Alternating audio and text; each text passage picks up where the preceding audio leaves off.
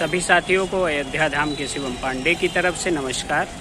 साथियों, जैसा कि आप सभी को पता है कि EWS केस 18 मई 2020 से हम लोगों के द्वारा लड़ा जा रहा है और निरंतर प्रयास पर भी माननीय उच्च न्यायालय प्रयागराज बेंच में सुनवाई न होने के कारण हमने एक विशिष्ट रणनीति तैयार की। अपने सीनियर की सलाह पे हमने जो रणनीति तैयार की उस पे हम धीरे धीरे शनै शनै सफल हो रहे हैं। भगवान श्री राम की कृपा से हम जल्दी ही अब निर्णय पा जाएंगे और माननीय उच्च न्यायालय प्रयागराज से केस को डिसाइड करवा लेंगे। इसी बीच माननीय उच्च न्यायालय लखनऊ में भी हम लोगों के द्वारा अर्जेंसी और लिस्टिंग एप्लीकेशन दाखिल कर दी गई थी, जिसमें 3 सप्ताह का समय मिला था और जल्दी ही उस पर भी डेट आने की संभावना है। ईश्वर करें कि वहां डेट आने के पहले हम लोग प्रयागराज से पेटिशनर रिलीफ का लाभ पा जाएं। अब साथियों, मुद्दों पे आते हैं।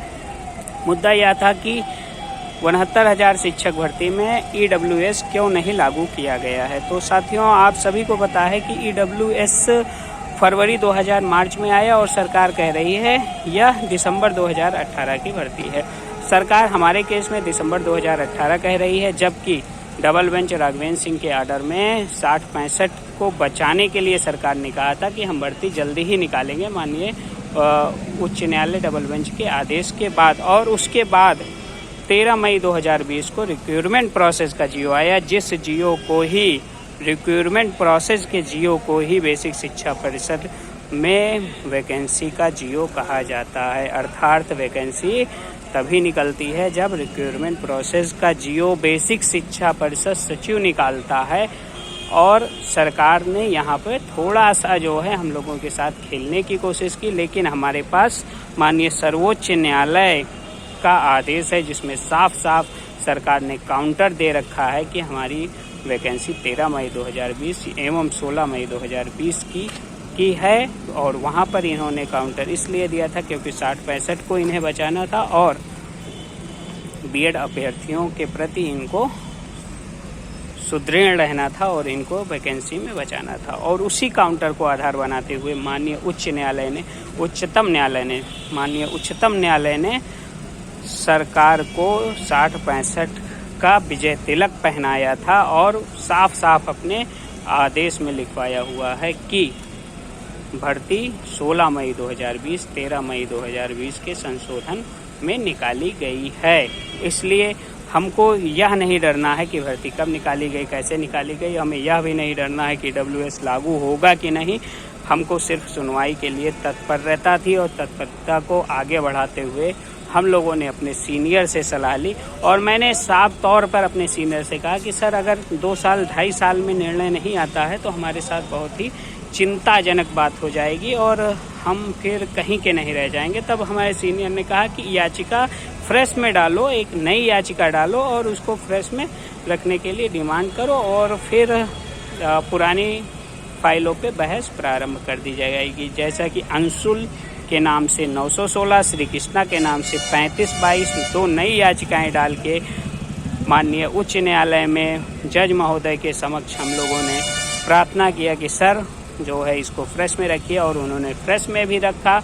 काउंटर मांगा, शॉर्ट काउंटर मांगा, 2-4 पेज का काउंटर भी दिया गया है अर्चना सिंह जी के द्वारा, जिसमें हम रिजाइंडर पहले ही तैयार कर चुके हैं। उसी में जो शॉर्ट काउंटर में जो बातें कही गई हैं वही एक राग अलापा गया है कि दिसंबर 2018 की भर्ती है और कुछ नहीं अलापा गया है। उस पे भी हम अपने रिजाइंडर से शॉर्ट काउंटर का शॉर्ट रिजाइंडर तैयार करेंगे और 2 तारीख को प्रस्तुत रहेंगे और पुरानी फाइलों को भी उसी दिन उठाया जाएगा और सीनियर अधिवक्ता GK सिंह के माध्यम से एक सुनहरा अवसर प्राप्त किया जाएगा जिससे हम बेसिक शिक्षा परिषद में शामिल हो सकें, एज अ टीचर के रूप में शामिल हो सकें। अब वह दिन दूर नहीं है साथियों। मैं जहां तक देख पा रहा हूं होली के पहले भी हमारा डिसीजन आ सकता है या होली के 1-2 दिन बाद आ सकता है, या फिर हो सकता है लखनऊ में भी हमारी सुनवाई प्रारंभ हो जाए। कहीं भी सुनवाई प्रारंभ होती है, हम जीत के प्रबल दावेदार हैं और हम जीतेंगे ज़रूर। कुछ लोग कहते हैं कि subject to the writ petition नहीं कराया, रिट पिटीशन के अधीन नहीं कराया है, ये है वो है। तो मैं साफ सुथरा आप लोगों को बता देना चाहता हूँ, प्रेयर वकील करते हैं। अंतरिम आदेश में जो डेली का आदेश होता है वो जज साहब देते हैं, वो अपने अनुसार देते हैं। और कोई भी याचिका अगर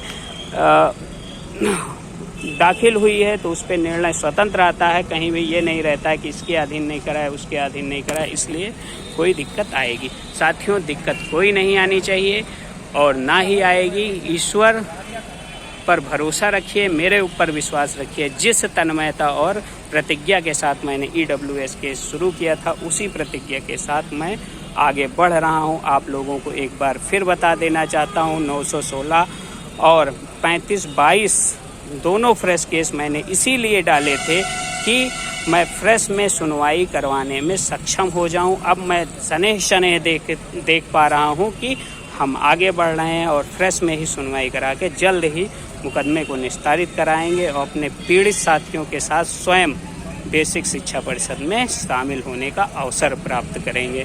साथियों, मेरे स्नेह कहने पर, जय श्री राम कहने पर, जय हनुमान कहने पर, जय महाकाल कहने पर कुछ लोगों को इतनी पीड़ा होती है कि उस पीड़ा में उनको दर्द हो जाता है, बुखार हो जाता है, छटपटाहट मच जाती है और उनके हाव भाव बदल जाते हैं। यह उनकी मानसिक दशा को, उनके मनोरोग को दर्शाता है।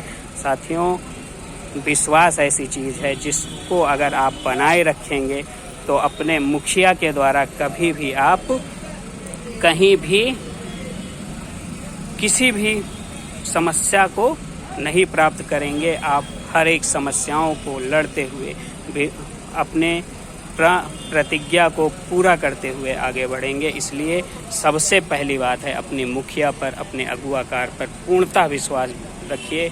और जो लोग अनर्गल प्रलाप करते हैं, अनर्गल कमेंट करते हैं, उन्हें आपको ही जवाब देना है, क्योंकि ऐसे लोगों का अस्तित्व कुछ नहीं होता है, सिर्फ आपके अस्तित्व के साथ खिलवाड़ करते हैं। साथियों, आप सभी मेरे अपने भाई बंधु हैं। मुझे नौकरी के साथ साथ आपके साथ की भी ज़रूरत है। इसलिए मैं जिस भी माध्यम से, जिस भी तरीके से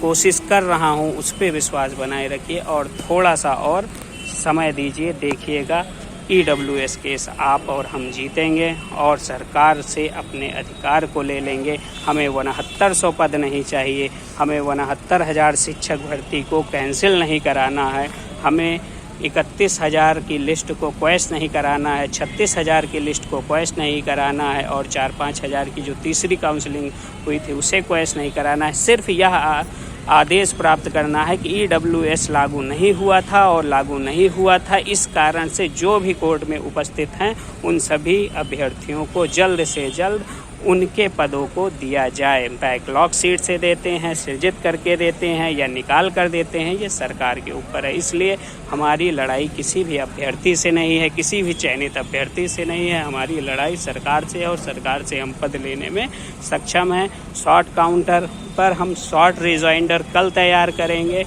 और परसों उसको एक बार पुनः देखेंगे और उस पर जो भी गलतियां, मिस्टेक या स्पेलिंग मिस्टेक हुई होगी उसको करेक्शन करते हुए 2 तारीख को हम उसको लेकर उपस्थित होंगे।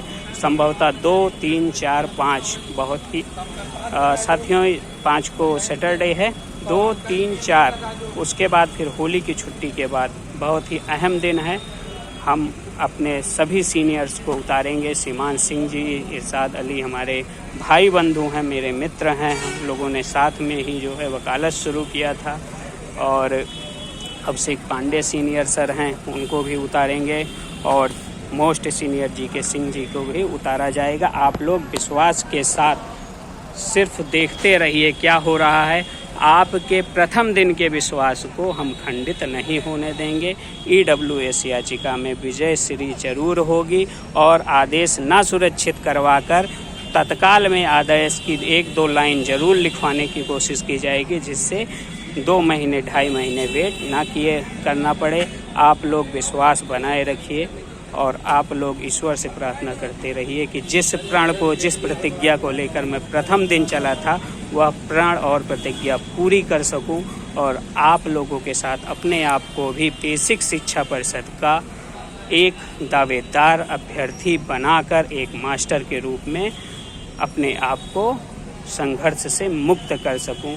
इन्हीं शब्दों के साथ अयोध्या धाम के शिवम पांडे की तरफ से प्रयागराज की धरती पर खड़े होके जय श्री राम, जय हनुमान, जय महाकाल, आप सभी का दिन शुभ हो।